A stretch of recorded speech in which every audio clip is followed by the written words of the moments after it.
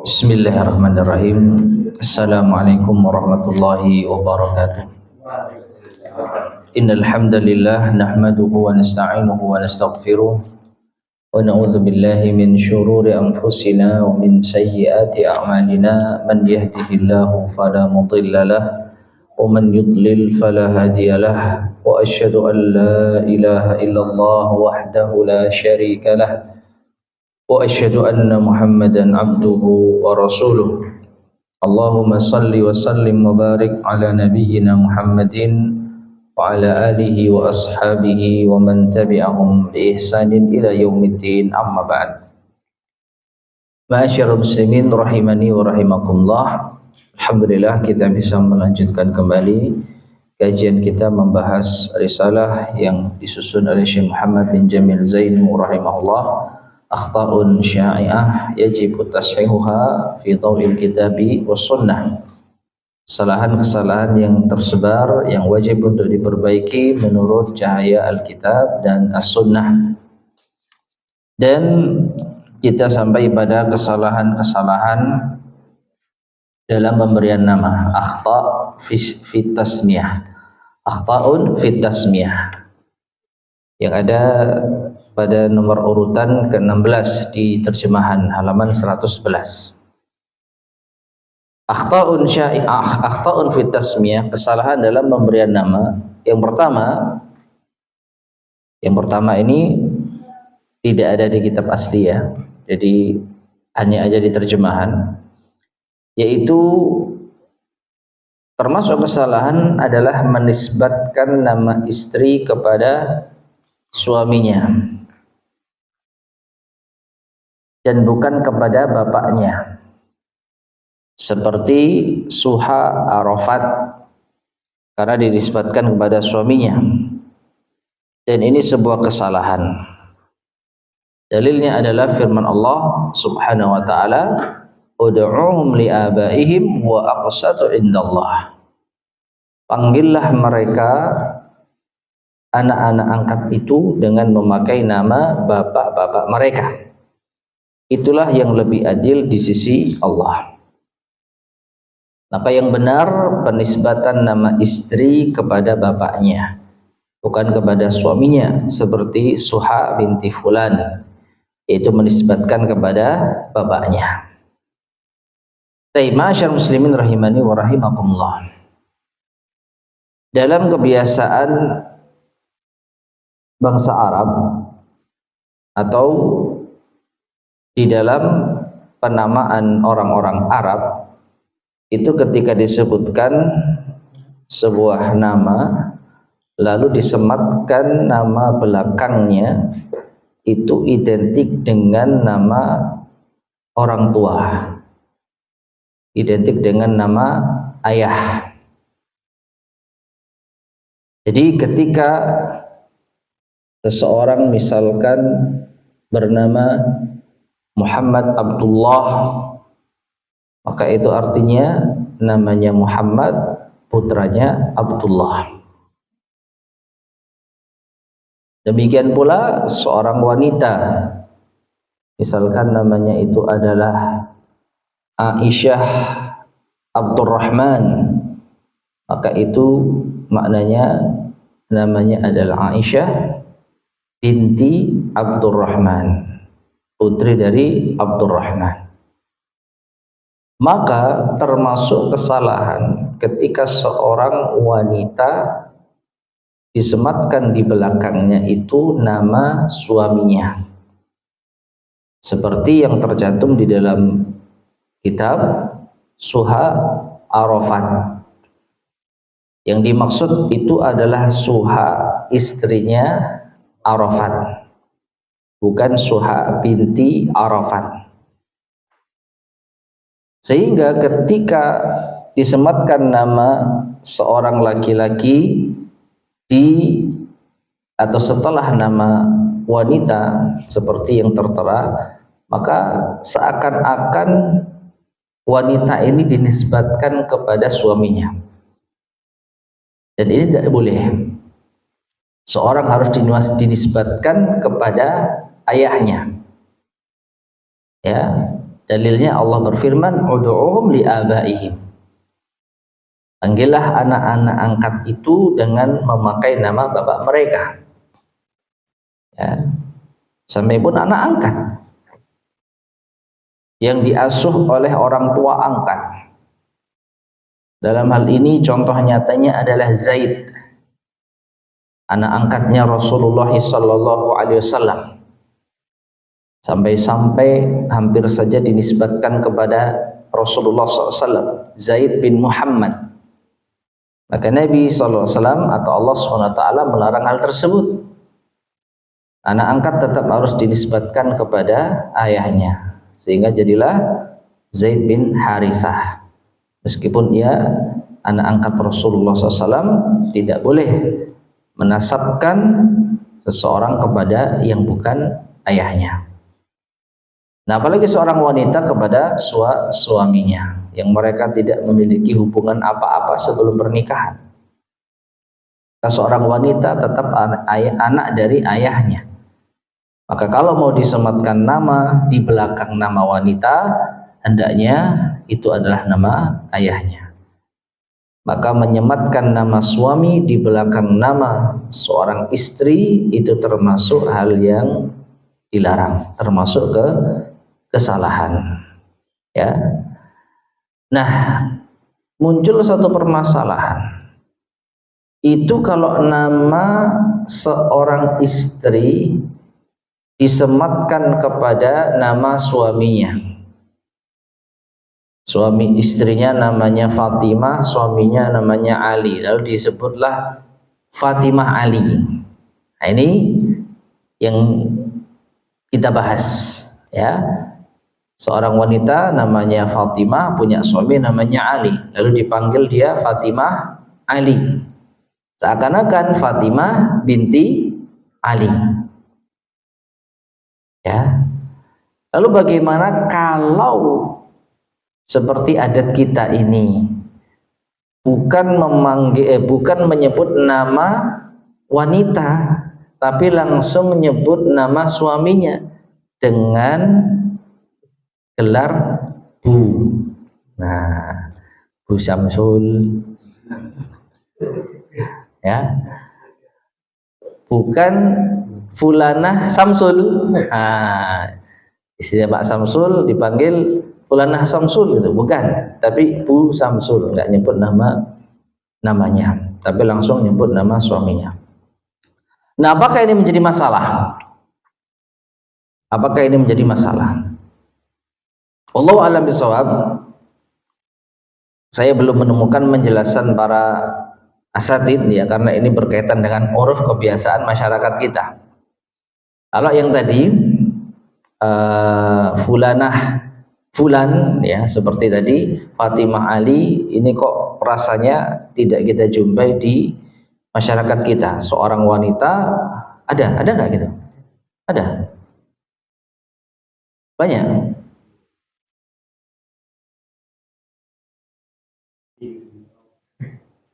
Oh iya ya, iya ya, iya, ada juga ya. Ya, itu termasuk kesalahan. Ya, itu termasuk kesalahan. Ada yang benar loh, tapi saya nggak mau nyebut namanya. Tahu nggak siapa yang benar? Ada yang benar nggak? Tokoh nih, tokoh. Hah? Nama wanita, lalu coba banter-banter. Itu benar loh. Dinisbatkan kepada ayahnya, ya. Ya, bukan kepada suaminya, ya.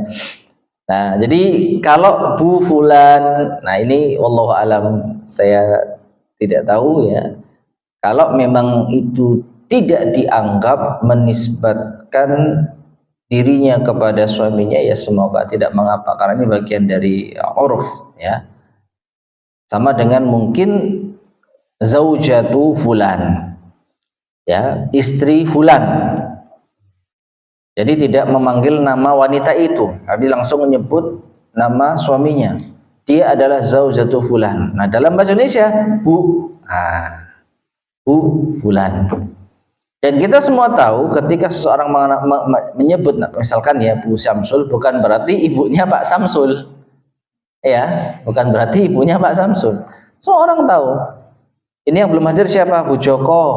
Ya, bukan berarti ibunya Pak Joko, tapi istrinya Pak Joko. Ya. Maka kalau penyebutan kata bu itu sudah dipahami dan tidak ada kesan menasabkan wanita itu kepada suaminya, ya semoga tidak mengapa ya. Tapi lebih tepatnya saya tidak tahu tentang penjelasan permasalahan ini secara spesifik berdasarkan penjelasan para ahli ilmu khususnya di kalangan orang Indonesia. Wallahu a'lam bishawab. Taib yang kedua, termasuk kesalahan adalah tasmiyatul asya'i bi ghairi musammayatiha, menamai sesuatu bukan dengan nama aslinya, bukan dengan nama yang sesuai dengan hakikatnya. Katasmiyatir ribal bunuk, seperti penamaan riba bank dengan fawaidul bunuk. Dalam bahasa Arab fawaid, fawaid itu keuntungan atau laba. Nah, kalau dalam bahasa Indonesia terlihat indah, bunga. Ya. Jadi riba disebut dengan fawaid dalam bahasa Arab dan dalam bahasa Indonesia disebut dengan bunga. Wa tasmiyatul khamr, demikian pula khamr itu dinamakan dengan masyrubatun ruhiyah. Dalam bahasa Arab minuman rohani. Minuman rohani. Dalam bahasa Indonesia minuman keras itu sudah betul ya, keras itu ya.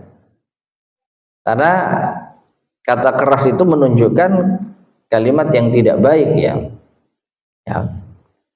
Kalau itu diartikan, diterjemahkan dalam misalnya minuman kesehatan, nah ini baru mungkin tepat dalam artian pencontohannya ya.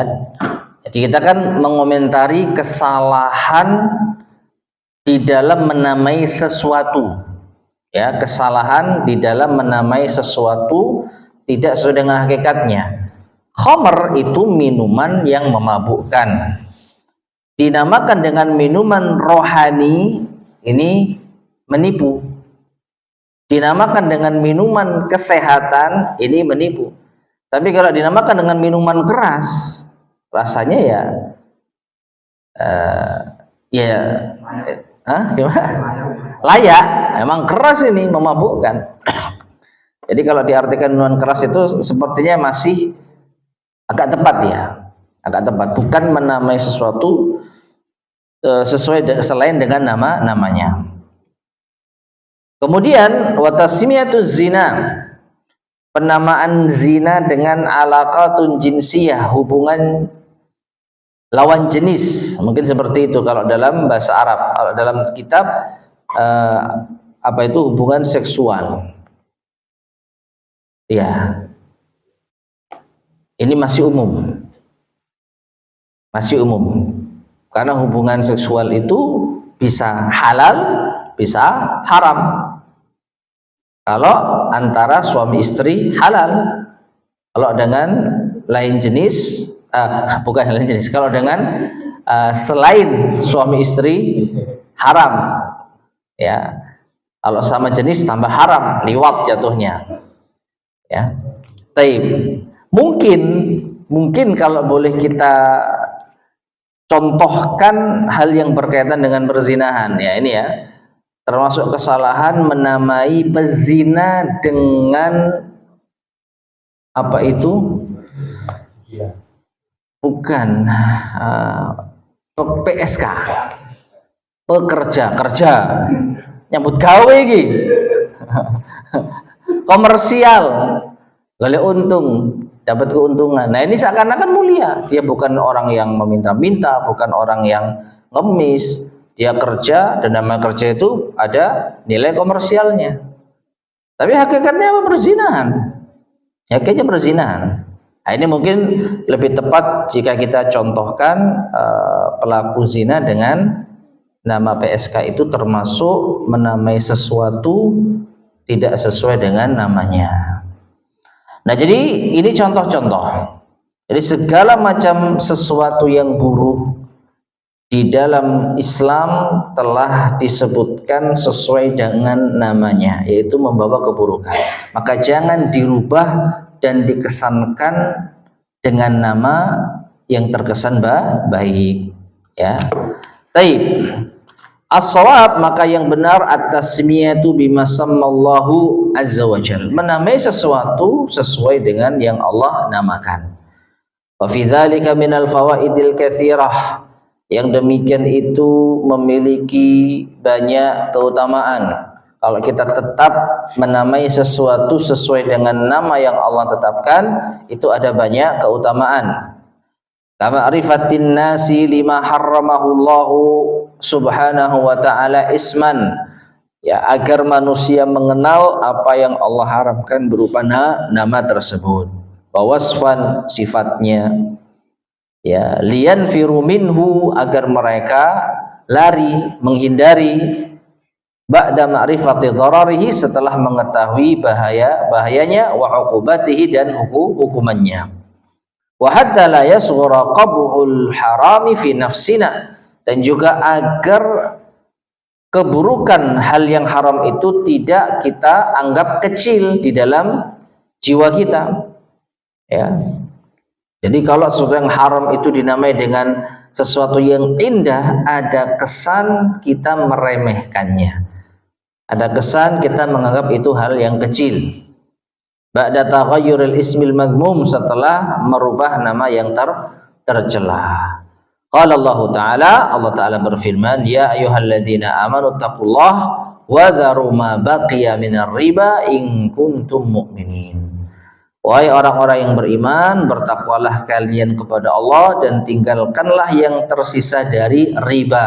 Allah sebutkan riba, jika kalian orang yang beriman. Fa illam taf'alu fa'danu biharbi minallahi wa rasulih, dan kalau kalian tidak melakukannya, tidak meninggalkan riba, maka umumkanlah perang dengan Allah dan Rasulnya. Ya, jadi ini contoh bahwa kita menamai tambahan dalam hutang piutang itu disebut dengan riba, sebagaimana Allah sebut itu dengan riba. Maka jangan kita rubah menjadi bunga, menjadi keuntungan, menjadi apa? Ada lagi enggak nama lainnya?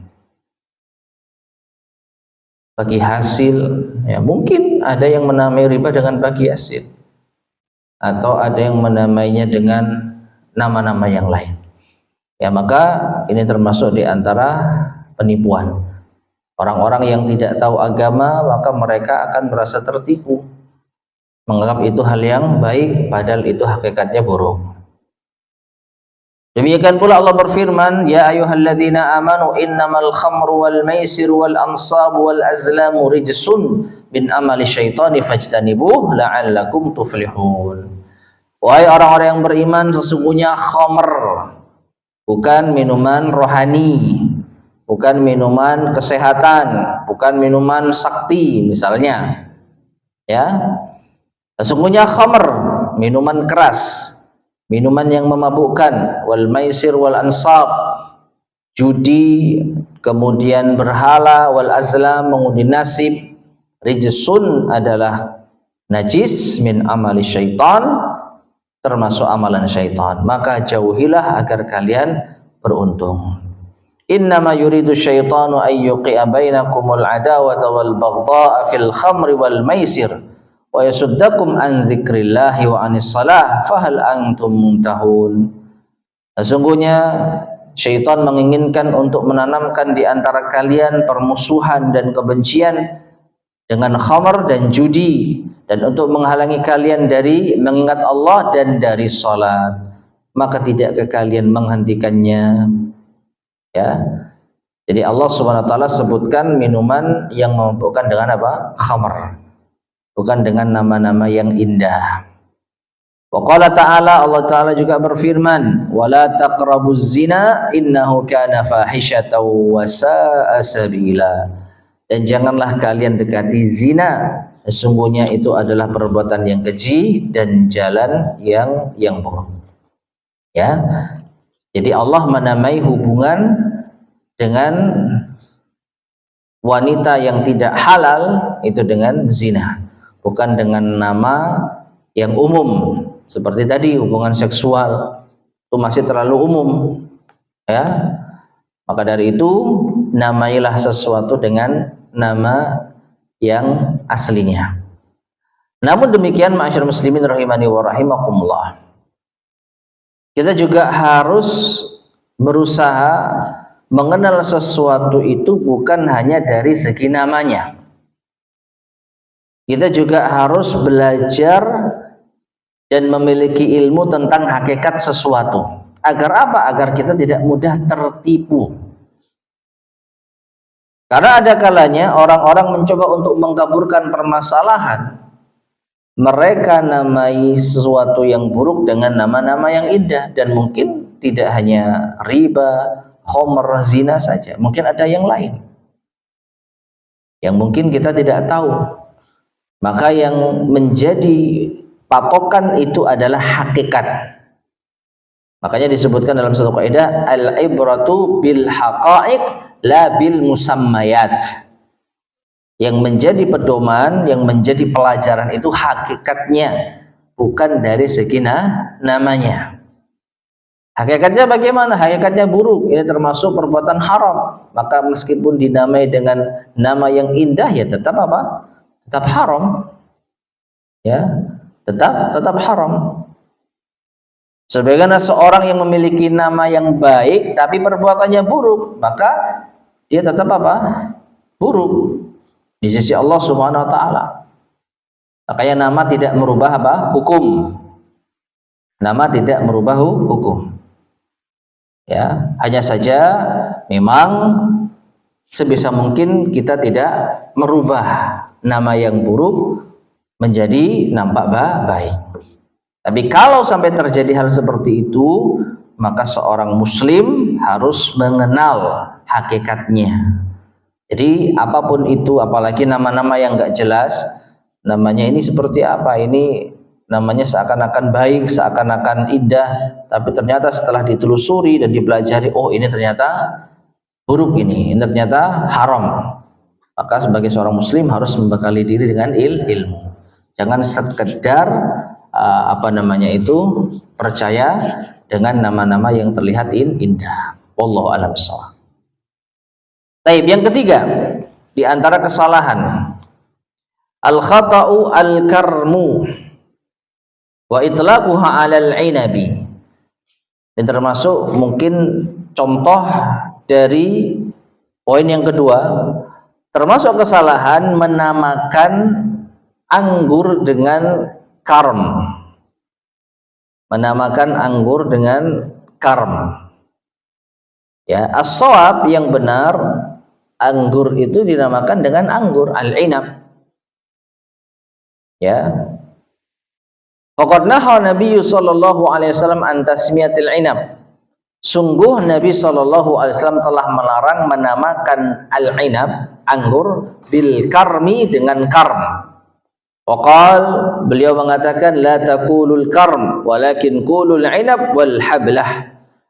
Jangan kalian sebut karm, anggur itu jangan kalian sebut karm, akan tetapi sebutlah anggur dan hablah. Ya. Waqala sallallahu, Nabi sallallahu mengatakan, wa yaqulunal karm innamal karmu qalbul mu'min. Mereka orang-orang jahiliyah dulu itu menamakan anggur dengan karm. Sesungguhnya karm itu adalah hati seorang yang beriman. Taib, ma'asyar muslimin rahimani wa rahimakumullah. Anggur itu hukum asalnya halal. Buah anggur itu hukum asalnya halal.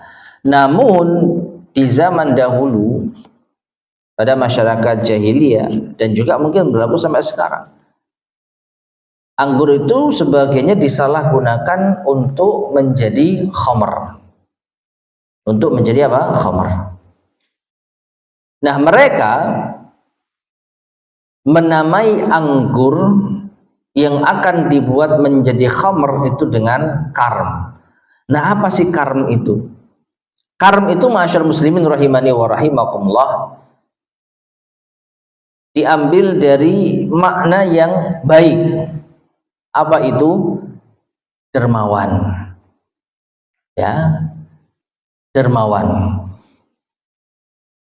Dan mereka beranggapan bahwa dengan minum khamr yang terbuat dari anggur itu akan bisa menjadikan orang dermawan. Jadi itu asal usulnya. Orang kalau sudah apa? Mabuk itu apa? Suka memberi. Menjadi orang yang dermawan, menjadi orang yang gampang memberi. Nah, oleh karena itu mereka menamai anggur dengan karm, buah yang bisa menjadikan orang dermawan. Tentu kalau sudah mabuk, maka Nabi SAW melarangnya.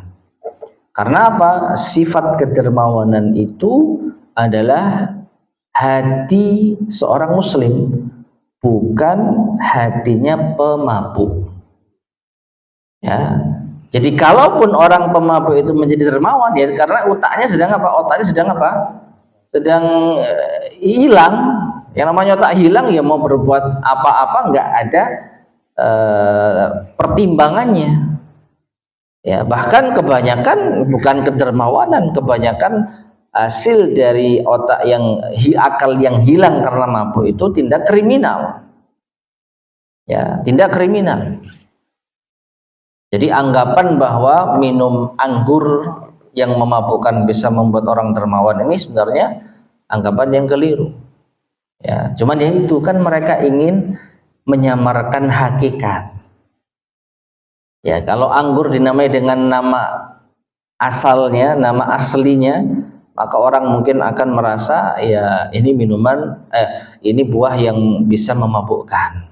Tapi kalau anggur dinamakan dengan karm, buah kedermawanan, nah ini kan orang menjadi apa? Takjub. Oh, gara-gara minum perasan buah ini bisa dermawan. Jadi ada sisi apa? Penipuannya. Ya. Jadi kata al-karm itu adalah kata yang pantas untuk disematkan kepada seorang muslim. Wa hadza li'anna hadhihi lafdhah. Yang demikian ini karena lafaz ini tadullu ala kasratil khair. Nah ini ya. Jadi al-karm itu sebenarnya kata yang menunjukkan banyak kebaikan, orang baik. Ya. Wal manafi'i fil musamma biha, dan orang yang memberi manfaat atau sesuatu yang bermanfaat. Wa qalbul mu'min wal mustahiqqu lidzalik, dan hati seorang mukmin itu yang lebih pantas untuk disebut dengan al-karm. Jadi buah anggur tidak pantas disebut dengan al-karm, apalagi ketika disalahgunakan untuk menjadi khamr. Itu yang ketiga, kesalahan dari segi nama, menamai anggur dengan karm. Baik. Kemudian yang keempat, al-khata' termasuk kesalahan adalah at-takanni bi kunyati Abil Hakam. Seorang berkunyah dengan kunyah Abul Hakam. Kunyah itu panggilan yang didahului oleh Abu, kalau laki-laki, dan biasanya diambil dari nama anak. Ya, Abu Fulan itu berarti ayahnya Fulan. Abu Ali misalkan berarti dia punya anak yang namanya Ali, ayahnya si Ali. Nah, tidak boleh seseorang itu berkunyah dengan Abul Hakam. Jadi Abul Hakam itu artinya apa? Ayahnya Al-Hakam. Ayahnya Al-Hakam. Li'annal Hakama, kita nggak boleh menamai Abul Hakam karena Al-Hakam huwallah, adalah Allah Subhanahu wa taala. Jadi Al-Hakam itu termasuk di antara nama Allah. Fala yajuzu takanni bihi, maka tidak boleh berkunyah dengan nama ini. As-shawab, maka yang benar itu at-takanni bil kunal mustahabbah, berkunyah dengan kunyah yang dianjurkan. Seperti Abi Abdillah wa Abdurrahman, Abu Abdillah, ya, Abu Abdurrahman, ya. Qala Nabi sallallahu alaihi wasallam, Nabi SAW bersabda, ahabbul asma'i ilallahi Abdullah wa Abdurrahman. Nama yang paling disukai Allah adalah Abdullah dan Abdurrahman. Wa fi hadits al-Miqdam ibn Shuraih ibn Hani, dan dalam hadis al-Miqdam bin Shuraih bin Hani, lama wafada ila Rasulillah sallallahu alaihi wasallam, ketika ia menjadi utusan kepada Rasulullah sallallahu alaihi wasallam qaumi, bersama kaumnya, sami'ahum yukannunahu bi Abil Hakam. Ya. Nabi SAW mendengar orang ini diberi kunyah oleh kaumnya dengan Abul Hakam. Fada'ahu Rasulullah sallallahu alaihi wasallam. Maka Rasulullah sallallahu alaihi wasallam memanggilnya. Faqal, dan mengatakan, innallaha huwal hakamu wa ilaihil hukmu. Sesungguhnya Allah adalah Al-Hakam dan kepadanya lah hukum diputuskan. Jadi ini makna Al-Hakam, yang maha memutuskan hukum, dan hanya Allah subhanahu wa ta'ala yang berhak. Falima tukanna Abul Hakam, lah kenapa kamu kok dipanggil Abul Hakam, gimana ceritanya? Maka di sini Nabi SAW sebelum mengoreksi dan meluruskan, beliau ingin tahu asal usulnya, kenapa sih orang ini dinamakan Abul Hakam, ya. Maka ia pun menjawab, inna qaumi idza ikhtalafu fi syai'in atauni. Sesungguhnya kaumku kalau terjadi perselisihan, mereka mendatangiku. Fahakamtu bainahum, lalu aku putuskan hukum di antara mereka. Faradhiya kilal fariqaini, akhirnya dua kubu yang berselisih itu ridha, ya, puas dengan hukum yang aku putuskan, ya. Faqala Rasulullah sallallahu alaihi wasallam, artinya karena aku sering memutuskan perkara-perkara yang membuat dua kubu yang berselisih ridha, maka mereka memanggilku dengan Abul Hakam, seakan-akan orang yang sangat-sangat tepat di dalam memutuskan hukum. Maka Rasulullah SAW pun memujinya, ma ahsana hadza, sungguh baik seperti ini, ya. Fama laka minal walad, lalu Nabi tanya, apakah kamu punya anak? Qala Shuraih, Muslim wa Abdullah, ya. Qala, lalu ia mengatakan, Shuraih, Muslim, dan Abdullah. Saya punya anak tiga, ada Shuraih, ada Muslim, ada Abdullah. Qal, Rasulullah SAW bertanya, fama akbaruhum, siapa yang paling tua dari mereka? Qultu, aku menjawab Shuraih, yang paling tua Shuraih ya Rasulullah. Qal, maka Rasulullah SAW mengatakan, fa anta Abu Shuraih, kalau gitu kamu dipanggil Abu Shuraih. Ma'asyar muslimin rahimani wa rahimakumullah. Jadi kita tidak boleh menamai atau menyebut seseorang dengan kunyah dengan nama Allah subhanahu wa ta'ala, ya. Jadi Abu Al-Hakam yang disebutkan dalam hadis ini, karena seakan-akan mengesankan bahwa Allah subhanahu wa ta'ala punya ayah. Al-Hakam itu nama Allah, kita ayahnya Al-Hakam. Na'udzubillah min dzalik, ya. Ya, demikian pula nama-nama yang lain yang mungkin terlihat bagus bagi sebagian kalangan, ya. Abu siapa?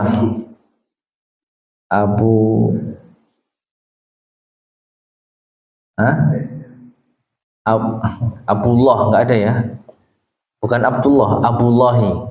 Na'udzubillah min dzalik, ini ayahnya Allah subhanahu, ya, enggak boleh, ya. Dan itu mungkin tidak terpikir pada mereka, karena mereka jelas-jelas tahu Allah, nama Allah itu nama yang mulia. Jadi enggak mungkin mereka menamai atau memberi kunyah diri mereka dengan Abu Allah, ayahnya Allah. Tapi Abul Hakam bagi mereka mungkin masih samar. Tapi Nabi SAW sebutkan itu keliru. Wallahu a'lam bishawab. Baik, yang kelima. Yang kelima. Termasuk kesalahan adalah at-tasami bi asma fiha tazkiyatun. Menamai sesuatu yang mengandung unsur tazkiyah, pensucian diri. Misal Barrah, seperti Barrah. Barrah itu artinya wanita yang berbakti. Khalifatullah, khalifah Allah. Wakilullah, wakil Allah. Wa ghairuha, dan yang selainnya. Baik, ma'asyar muslimin rahimani wa rahimakumullah. Allah Subhanahu wa taala berfirman, "Wala tuzakku anfusakum, fala tuzakku anfusakum, huwa a'lamu bimanittaqa." Janganlah kalian menganggap suci diri kalian, karena sesungguhnya Ia, Allah, mengetahui siapa yang paling bertakwa. Dan para ulama menyebutkan termasuk kategori mensucikan diri adalah menamai dengan nama yang sempurna, dengan nama yang disandarkan kepada Allah Subhanahu wa ta'ala, tentu selain hamba Allah. Kalau hamba Allah itu justru nama yang terbaik, ya, nama yang terbaik. Tapi kalau menyematkan sesuatu pada dirinya dengan Allah, seperti wakil Allah, khalifah Allah, ya, pedang Allah, saifullah, ini termasuk di antara bentuk pensucian diri. Loh, bukannya Khalid bin Al-Walid itu saifullah? Betul, tapi yang ngasih gelar Rasulullah SAW. Dan memang Allah Subhanahu wa taala telah menjadikan sahabat Khalid bin Al-Walid sebagai pedang bagi kaum muslimin, karena beliau memiliki andil yang sangat besar terhadap kaum muslim. Dan memang beliau seorang yang pemberani, ibarat beliau itu senjata mematikannya umat Islam dengan izin Allah SWT. Tapi setelah itu setahu saya tidak ada sahabat yang menamai anak-anak mereka dengan Saifullah, ya, karena menyandarkan sesuatu kepada Allah itu hal yang sangat mulia. Ya, pedangnya Allah, ternyata koji misalkan, ya kan nggak pantas, pengecut, namanya Saifullah tapi pengecut, maka ini seakan-akan ada bentuk perendahan kepada Allah. Pedangnya Allah kok loyo gitu ya, seakan-akan seperti itu. Ya, demikian pula yang disebutkan di sini. Ya, baik.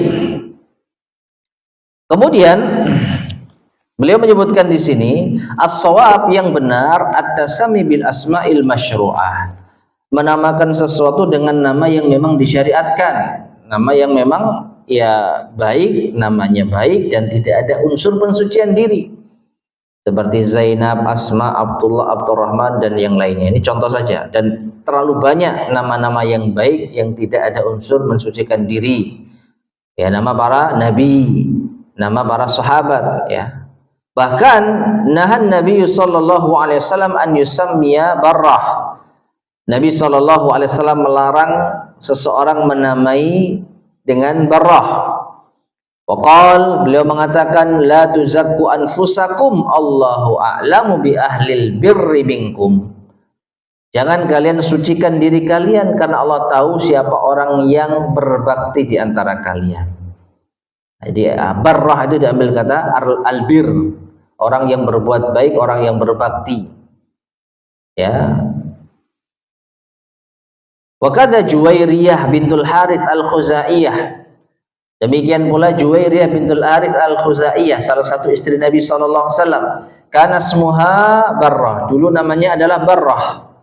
Faghayyarahu ila Juwairiyah, maka Rasulullah merubahnya menjadi Juwairiyah. Kama fi sahih Muslim wa ghairihi, sebagaimana dalam sahih Muslim dan selainnya.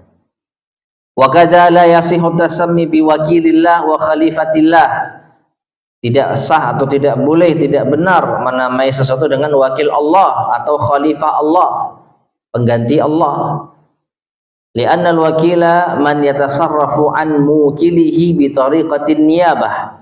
Karena yang namanya wakil adalah orang yang melakukan tindakan atas nama yang dia wakilkan dengan jalur an-niyabah, yaitu yang menggantikan.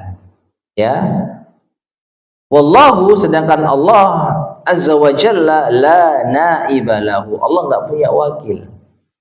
Wala yukhlifu ahadun, dan Allah tidak menggantikan seorang pun dengan dirinya. Tidak ada yang menjadi pengganti Allah. Bal huwallazi yukhlifu abdah, bahkan Allah menggantikan hambanya. Ya, maksudnya apa? Kama fi ad-du'a, sebagaimana dalam doa Nabi SAW bersabda, doa safar ya, Allahumma antas sahibu fis safar wal khalifatu fil ahl. Ya Allah, engkaulah pendamping di saat safar dan engkaulah pengganti di keluargaku. Jadi di antara doa safar adalah menyebutkan bahwa Allah adalah pendamping kita di kala safar. Itu kita butuh pertolongan, petunjuk, penjagaan dari Allah. Dan kita juga butuh Allah untuk menggantikan posisi kita pada keluarga kita. Ya, maknanya sama. Ya, Allah SWT kita harapkan bisa menjaga keluarga kita saat kita sedang apa? Safar. Tapi kita menggantikan Allah tidak ada. Ya, dan tidak dibenarkan. Allah tidak ada yang menggantikannya. Ya, jadi menamai sesuatu yang ada unsur mensucikan diri itu tidak diperkenankan, ya, tidak boleh. Apa contohnya? Barangkali ada yang terbesit. Ya, tadi contohnya yang saya sebut Saifullah, itu pedang Allah. Ini suatu kehormatan. Nasiruddin, penolong agama. Ya, kalau itu dinamai, orang menamai dirinya atau menamai anaknya dengan Nasiruddin, maka ini termasuk bentuk pensucian diri. Ya, Nasrullah. Oh, bukan. Nasrullah itu pertolongan Allah. Pertolongan Allah. Jadi itu apa namanya? Ada unsur doa. Anak ini lahir atas pertolongan Allah misalkan. Ya. Fathullah. Ya. Kemenangan yang diberikan Allah. Fathul Majid. Nah, ada kitab namanya Fathul Majid. Pembuka dari Allah yang maha mulia, Al-Majid. Ya. Fathul Bari, kitab secara Sahih Al-Bukhari. Ya. Fathah, pembuka dari Allah yang maha pencipta. Jadi Allah membukakan khazanah ilmu dari kitab Sahih Al-Bukhari. Dan seakan-akan Imam Ibnu Hajar Al-Asqalani mendapatkan banyak sekali ilmu yang dibuka oleh Allah SWT untuk beliau di dalam menjelaskan Sahih Al-Bukhari. Itu hal yang boleh. Jadi Nasrullah beda dengan Nasiruddin. Kalau Nasrullah itu pertolongan Allah. Mata Nasrullah, kapan pertolongan Allah datang. Tapi kalau Nasiruddin, penolong agama, pembela agama, ini ada unsur mensucikan di diri. Ya, dan yang semisalnya. Wallahu a'lam bishawab. Taib. Kemudian termasuk di antara kesalahan al-khamis yang kelima, yaitu at-tasami bi asma'in qabihah. Kita tidak boleh menamai dengan nama yang buruk. Ya, ma'asyiral muslimin rahimani wa rahimakumullah. Kalau bisa kita simpulkan sejenak, berarti kita itu boleh menamai dengan nama yang baik, yang tidak ada unsur berlebihan, tapi juga jangan ada unsur keburukan. Nama yang wajar-wajar saja. Nama yang memang memiliki makna yang baik tapi enggak terlalu sempurna. Tidak seakan-akan mengesankan yang paling suci. Ya, tidak ada unsur pensucian diri. Tapi juga jangan menamai dengan nama yang buruk. Contohnya, Kaharb menamai anak dengan perang. So'ab apa? Sulit. Ya, anak yang namanya sulit. Maksudnya itu apa ya? Ya sulit, So'bun susah. Jadi anak dinamai dengan susah. Ya kalau dalam bahasa Indonesia mungkin apa namanya? Aneh ya. Tapi dalam bahasa Arab itu ada nama yang maknanya itu mudah dan memang itu bisa menjadi nama, Sahal. Ada sahabat namanya Sahal. Ya, artinya apa? Mudah. Nah, maunya dinamai dengan So'ab, susah, maka nggak boleh. Ada mengandung unsur keburukan. Usayyah, Asiyah, artinya yang bermaksiat. Murrah, pahit, wa ma asbahaha, dan yang semisalnya. As-shawab, maka yang benar, at-tasammi bi asma'in hasanah, menamai dengan nama yang baik. Ka Hasan wa Husain wa ghairihima, seperti Hasan, Husain, dua-duanya artinya baik dan selainnya. Faqad kana Rasulullah sallallahu alaihi wasallam yuhibbul ismal hasan. Sungguh Rasulullah sallallahu alaihi wasallam menyukai nama yang baik, wa yatafa'alu bihi, dan merasa optimis dengan nama yang baik. Wa man ta'ammala sunnah, dan siapa yang mencermati sunnah, wajada ma'anin fil asma murtabitatan biha, akan menjumpai makna-makna di dalam nama yang memiliki kaitan dengannya. Hatta ka'anna ma'aniyaha ma'khudatun minha, sampai-sampai seakan-akan makna itu diambil dari nama tersebut. Wa ka'annal asma'a mushtaqqatun min ma'aniha, seakan-akan nama itu diambil dari maknanya. Fata'ammal qaulahu sallallahu alaihi wasallam, maka cermati sabda Rasulullah sallallahu alaihi wasallam. Beliau pernah mengatakan aslam. Ya, lihat bentuknya aslam. Terdiri dari huruf alif, sin, lam, mim. Itu maknanya salamahullah, salamahallah. Ya, salamahallah. Itu orang yang diselamatkan Allah, orang yang diberi keselamatan Allah. Ghifar, Abu Dzar Al-Ghifari, ya, Ghifar itu diambil dari kata ghafarallahu laha, semoga Allah mengampuninya, ghafara. Jadi ada apa namanya itu, optimisme mendapat ampunan Allah. Sedangkan Usayyah, kalau ada yang namanya Usayyah, asatillah wa rasulah, maka dia memiliki makna bermaksiat kepada Allah dan Rasulnya. Ya, jadi nama itu diambil dari makna yang terkandung di dalamnya. Dan ini masyaallah muslimin rahimani wa rahimakumullah, kita berlakukan, kita terapkan. Mau kita pakai nama Indonesia, nama Arab, maka kita selalu melihat maknanya. Setahu saya nggak ada orang yang menamai anaknya ngawur, yang tanpa makna. Sampai pun nama-nama aneh, ya pasti ada inspirasi dari nama-nama tersebut. Aneh contohnya apa? Ya nama-nama asing. Setelah ditanya, ini apa sih artinya? Oh, saya membaca di buku ini bahwa ini adalah nama seorang tokoh misalnya. Ini adalah nama orang yang pernah menjadi pahlawan misalkan. Sampai pun nama yang gak jelas. Ini kok namanya aneh? Iya, itu gabungan dari nama suami dan istri. Iyalah, itu sering. Ya. Intinya nama suaminya apa, nama istrinya apa, dan nama suami biasanya ya nama yang diberikan orang tuanya. Ya, umumnya baik, nama istri juga demikian. Ya. baik itu bahasa Indonesia maupun bahasa Arab. Bahasa Indonesia bagus, apalagi bahasa Indonesia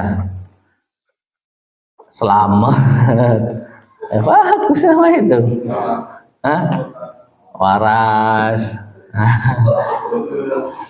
sugeng, selamat, ya, cahyo, bercahaya, indah, ya wanita indah,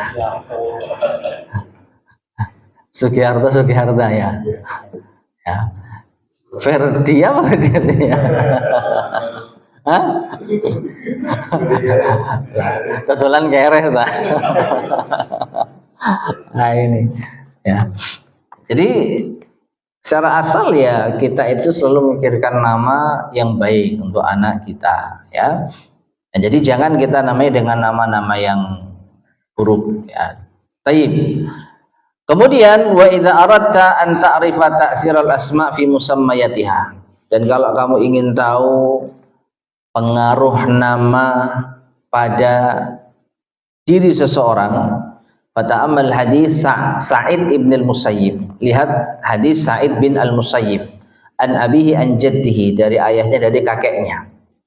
Qal, kakeknya mengatakan, kakeknya Sa'id bin al-Musayyib. Sa'id bin al-Musayyib sendiri seorang tabi'in. Ayahnya dan kakeknya itu sahabat. Ya. Qal, aku berkata, yaitu kakeknya berkata, ataitun Nabiy sallallahu alaihi wasallam.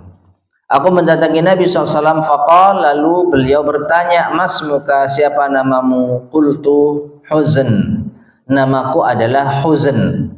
Huzn itu maknanya sedih. Faqal, maka Rasulullah SAW mengatakan, anta sahlun, bukan, namamu itu Sahal, baik. Jadi Nabi mengganti nama huzn menjadi Sahal. Qala, maka kakeknya Sa'id bin al-Musayyib ini mengatakan, la ughayyiru isman sammanihi abi, aku tidak akan merubah nama yang diberikan ayahku. Nah, ini. Jadi dia merasa nama huzn ini nama pemberian ayah yang tidak boleh diganti. Qala Ibnul Musayyib, maka Sa'id bin al-Musayyib sang cucu mengatakan, fama zalat tilkal huzuna fina ba'du, maka jadilah kesedihan itu senantiasa menyertai kami setelahnya. Ya, jadi Nabi SAW ketika merubah nama dengan nama yang baik, itu ada harapan kebaikan yang akan datang. Tapi kalau namanya buruk tidak mau diganti, ya maka Allah akan justru menguji mereka dengan nama yang mereka pertahankan. Namanya apa? Sedih, ya sudah Allah kasih kesedihan pada mereka. Ya. Nah ini. Wa an ibni Umar radhiyallahu anhuma, dari Ibnu Umar radhiyallahu anhuma, anna Nabiy sallallahu alaihi wasallam ghayyara isma Asiyah. Rasulullah SAW pernah merubah nama Asiyah. Asiyah wanita yang bermaksiat, diganti menjadi Jamilah, anti Jamilah.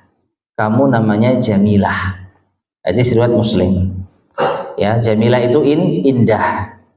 Walamma wulidal Hasanu li Ali radhiyallahu anhu, ketika Al Hasan lahir, anaknya Ali bin Abi Thalib, awalnya Ali menamainya dengan Harban, perang. Faja'an Nabi sallallahu alaihi wasallam faqal, lalu Nabi SAW datang dan bertanya, aruni ibni ma samaitumuhu, lihatkan cucuku, kamu namai dengan siapa? Qulna, Ali mengatakan Harban, aku namai dengan Harb, perang.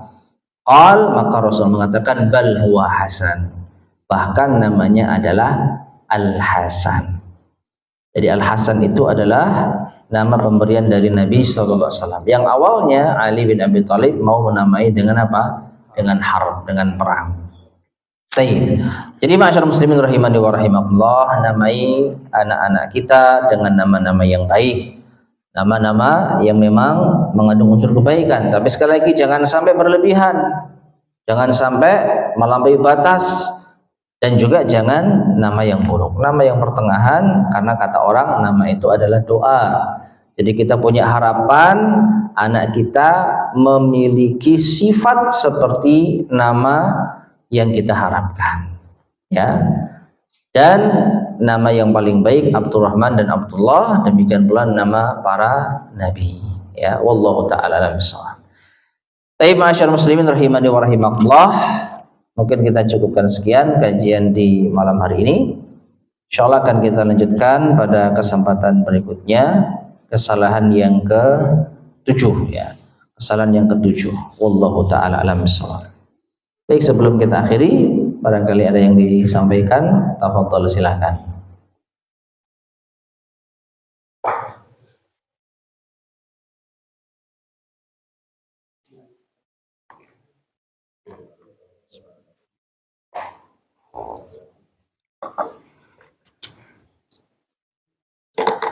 Baik, jika tidak ada yang tanyakan, kita cukupkan sekian. Mudah-mudahan bermanfaat. Kurang lebihnya saya mohon maaf. Kita akhiri. Subhanakallahumma bihamdika asyhadu an la ilaha illa anta astaghfiruka wa atubu ilaik. Walhamdulillahirabbil alamin. Assalamualaikum warahmatullahi wabarakatuh.